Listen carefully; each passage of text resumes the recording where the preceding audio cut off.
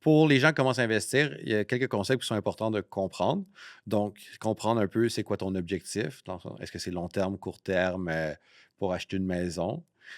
Donc, dans le sens que pour acheter une maison, si c'est pour dans 2, 3 ans, des fois, c'est peut-être moins intéressant d'investir à long terme à la bourse parce qu'on ne sait pas ce qui se passe. Donc, c'est important de comprendre sa propre tolérance au risque, son niveau de connaissance, à quel point on est confortable d'investir.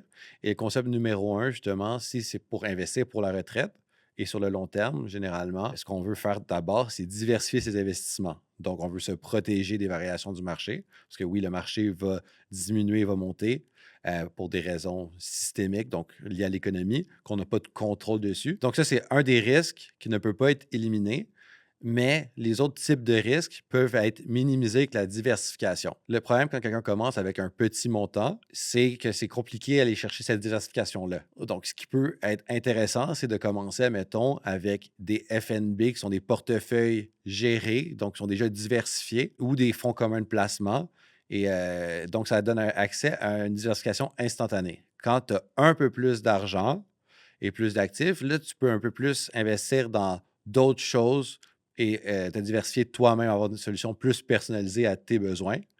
Mais au début, ce qu'on veut vraiment aller chercher, c'est la diversification. Si vraiment que tu commences, ce qui est important, c'est de bien s'informer et de se connaître soi-même aussi.